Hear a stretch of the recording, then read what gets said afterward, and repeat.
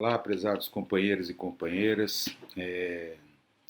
Dessa vez não posso estar aí participando online, né, com vocês, aí, ao vivo e a cores, mas procuramos aqui gravar uma análise da atual conjuntura sanitária do país, porque me parece que momentos como esse, em que vocês se dispõem a fazer uma profunda reflexão para orientar a ação e a luta, torna-se fundamental destacar como é que nós estamos compreendendo a resposta brasileira ao enfrentamento da Covid.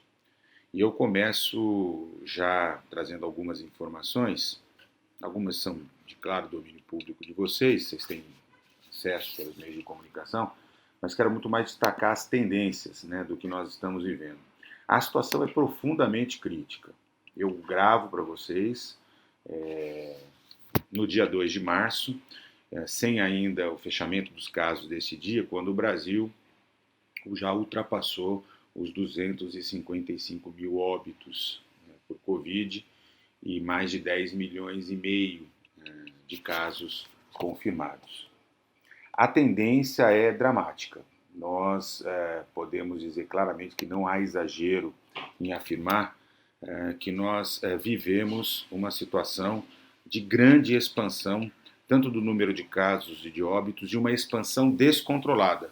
Aliás, há uma afirmação recente do diretor técnico da Organização Mundial de Saúde, que raramente se pronuncia dessa forma em relação aos governos nacionais, indicando que o Brasil é um ponto de preocupação e um ponto fora da curva, porque ainda que haja aumento em várias regiões do número de casos, são aumentos em patamares que estão dentro de alguma coisa que caminha para um certo controle ou de uma certa previsibilidade. E a situação do país que apresenta a situação mais dramática é a do Brasil.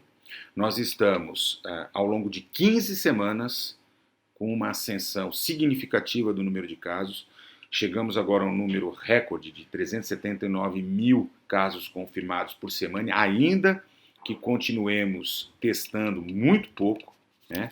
Essa é uma característica do Brasil, a gente testa pouco, a gente investiga pouco, a gente sabe muito pouco sobre a situação, inclusive aquilo que a gente chama de monitoramento genômico para acompanhar surgimento de novas cepas ou que tipo de cepa que está disseminada pelo país. Isso é um problema do ponto de vista de saúde pública, mas desde o dia 6 de novembro a gente vem numa consistente ascensão do número de casos, cuja tendência, para todos nós epidemiologistas, sanitaristas que analisamos os casos, né, a tendência epidemiológica da doença, é de continuar um ritmo de crescimento muito importante, o que, sem sombra de dúvida, levará a uma saturação ainda maior do sistema de saúde, como é que nós estamos observando. Hoje, por exemplo, nesse exato momento, um sistema de saúde normalmente robusto, bem estruturado, que é o sistema de saúde de Minas Gerais, está em colapso, precisando, inclusive, fazer encaminhamentos de pacientes para outros estados, como é o caso do estado de São Paulo, que também se encontra no limite em várias regiões.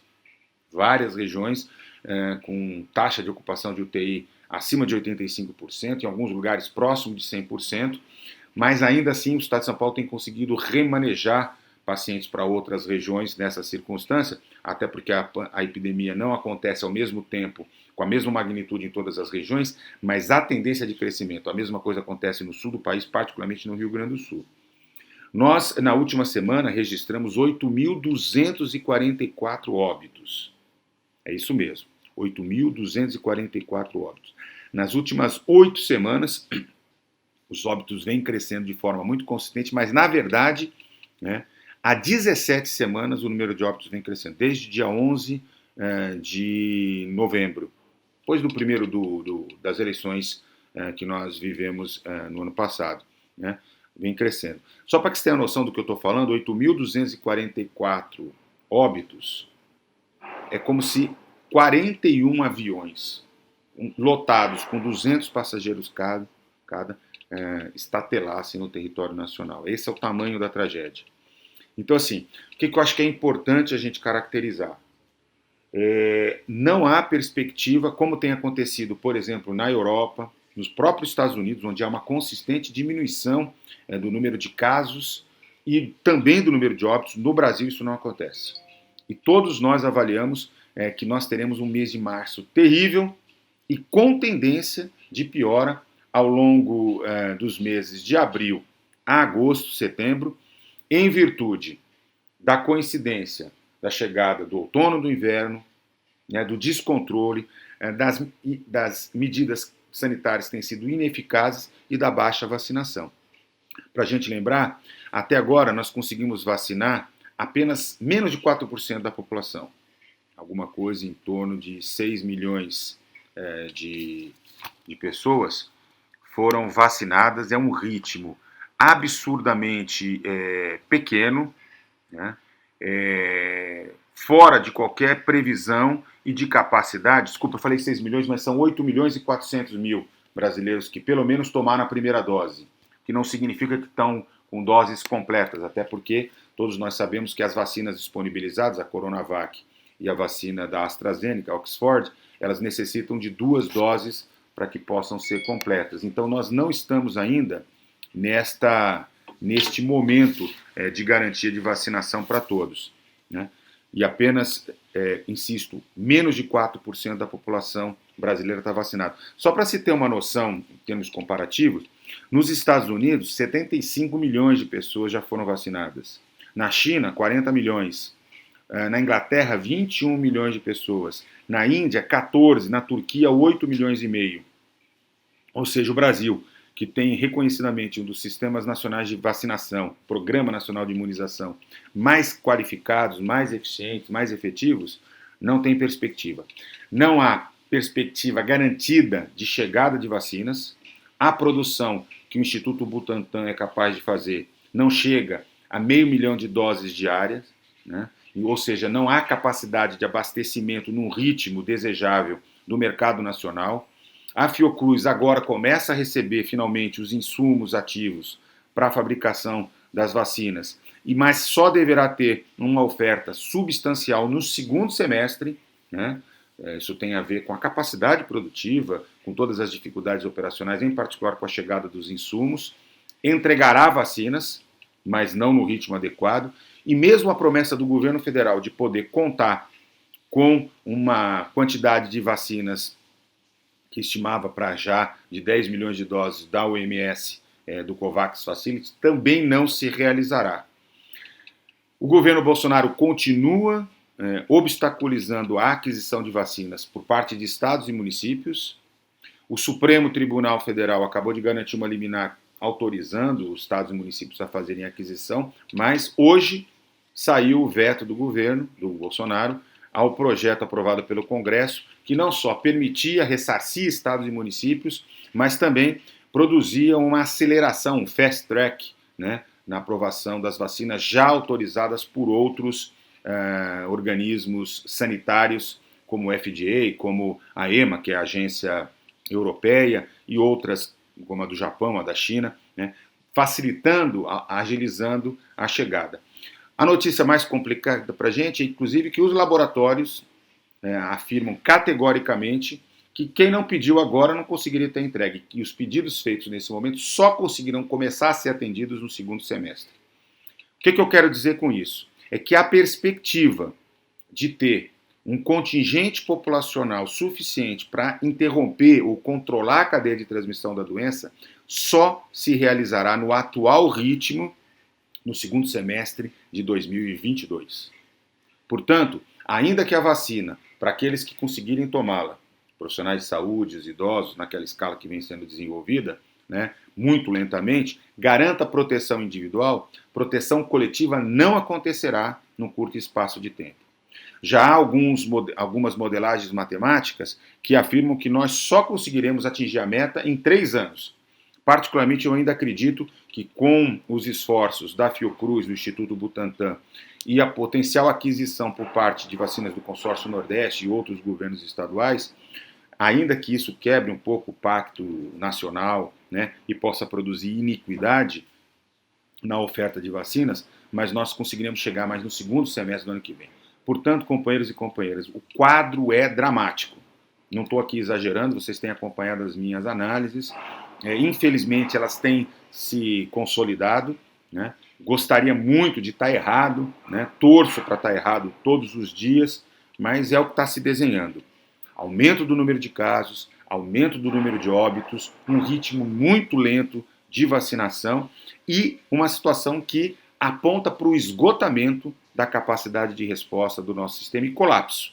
Vejam, de cada 3 leitos de UTI que foram abertos ao longo do ano passado, foram muito importantes, foram 12 mil leitos públicos de UTI abertos no ano passado, 2 já foram fechados por falta de financiamento. Os estados e os municípios não suportam mais, não têm capacidade de mantê-los abertos. E o governo Bolsonaro continua recusando cumprir com sua obrigação. Vejam, o quadro que nós temos, fazendo uma rápida análise, é de uma total descoordenação que continua, que se agrava a cada dia. Um Ministério da Saúde cada vez mais incompetente para cumprir o seu papel, inclusive de garantir mínima condição logística, os eventos em Manaus em janeiro, né? A troca de locais para entrega de vacina, confundindo o Amapá com o Amazonas, né? São coisas assim básicas, bárbaras, verdadeiras barberagens que nós observamos a todo momento, né? O que implica numa enorme capacidade de organização do sistema. Continua havendo um grande boicote, um grande desestímulo, né? Uma grande sabotagem das medidas chamadas não medicamentosas, as medidas de isolamento social, uso de máscara. Vejam, o Bolsonaro agora não apenas ameaça governadores que adotarem lockdown ou medidas mais rigorosas de isolamento em não repassar recursos, como chega ao cúmulo, né, contra todas as evidências científicas de não recomendar o uso da máscara, de lançar dúvidas sobre a eficiência, trazer... Então, assim, é o tempo inteiro uma sabotagem criminosa, né? Isso cria um ambiente extremamente difícil, porque mesmo governadores ou prefeitos que poderiam tomar atitudes mais incisivas, como, por exemplo, o Edinho tomou em Araraquara, e que eu acho que deve servir como um grande exemplo, né? Assim como outros prefeitos e prefeitas têm feito no Brasil, né? De maneira geral, as medidas tomadas pelos governadores, né, têm sido muito acovardadas. Eu não tenho dúvida nenhuma, nesse momento, aliás, compartilho a mesma impressão com muitos outros especialistas, que nós precisaríamos aprofundar durante 3 a 4 semanas medidas rigorosas de isolamento social, de lockdown em praticamente todo o país. Tá, é possível pensar um país de dimensão continental, o Brasil, olhando para as 438 regiões de saúde, escolhendo algumas regiões que poderiam ter medidas mais abrandadas, mas naquelas regiões onde a taxa de crescimento, o tal do RT, está acima de 1, ou seja, em que 100 pacientes transmitem a doença para 105, 115, 117 pessoas, e que dá essa tendência explosiva, não há outra medida a ser tomada nesse momento que não seja lockdown. Ou seja, um rigoroso fechamento das atividades, a não ser as essenciais, tá certo? E aí tem que fechar as atividades religiosas, as atividades esportivas, não pode ter funcionamento de restaurante, não dá para fechar só das 8 da noite às 5 da manhã, né? Assim, essa ideia de um controle boêmio do coronavírus, né, ela cria uma falsa situação. Claro que qualquer coisa contribui, mas ela é inefetiva do ponto de vista do que nós estamos precisando para a maior parte do país. Há uma transmissão extremamente importante entre os mais jovens, inclusive com casos mais graves. Há uma certa normalização da vida que não condiz com a realidade, não pode condizer com a realidade, porque ela não lida exatamente com o que está acontecendo com o nosso país, e seria fundamental, portanto, a adoção durante um curto espaço de tempo, de forma coordenada, para que nós pudéssemos viver exatamente o que, por exemplo, Portugal, do que a Inglaterra, do que vários outros países que viveram tendências de explosão de crescimento como a que nós estamos fazendo no início do ano, enfrentaram exitosamente e que nos servem como exemplo, né? Portanto, inclusive as medidas de retorno às atividades escolares, veja, neste momento, sequer com vacina dos professores, dos educadores, seria recomendado, seria extremamente importante concentrar as atividades de isolamento. É claro que para isso é preciso abrir espaço orçamentário para medidas que possam produzir auxílio emergencial para a população que depende de recursos para sobreviver. Era fundamental socorrer pequenos, micros empresários, né? Segurar o comércio, segurar a agricultura familiar, segurar os segmentos mais afetados diretamente com a restrição da atividade econômica, mas na minha opinião, e de muitos outros especialistas, uma medida efetiva para a gente alavancar a retomada do crescimento numa situação sob controle. Não adianta sobrepor vida à economia. São duas coisas que andam juntas. Então, me parece fundamental que a gente possa analisar nesse momento. Vejam que não tem novidade nesse sentido. O grande problema que a gente tem é que a proposta de orçamento enviada pelo governo Bolsonaro para o Congresso Nacional não contempla a recomposição daquilo que foi chamado no ano passado de orçamento de guerra, daqueles recursos extraordinários. Portanto, o Ministério da Saúde perde 37 bilhões e meio de recursos emergenciais, tem lá 20 bilhões guardados, destacados por uma medida provisória do ano passado para aquisição de vacinas, mas não sustenta sequer a operação do SUS. Não sustenta o crescimento das demandas que ficaram represadas durante o passado. Não sustenta sequer as medidas necessárias para o enfrentamento da Covid. Então, o cenário é de catástrofe, né?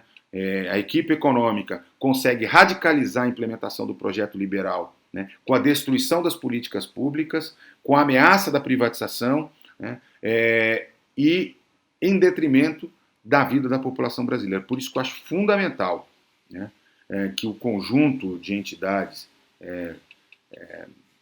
comprometidas com a democracia, com a cidadania, o MST, liderando esse processo, possam ter na sua agenda central a luta pela vacina para todos e para todas, mas ao mesmo tempo uma forte manifestação de apoio e defesa do SUS e, é claro, da educação, contra a retirada da proposta pelo governo Bolsonaro, né, dos limites fixos de teto, o chamado teto de gastos, né, para que a gente possa ter um piso da saúde e da educação para estados e municípios.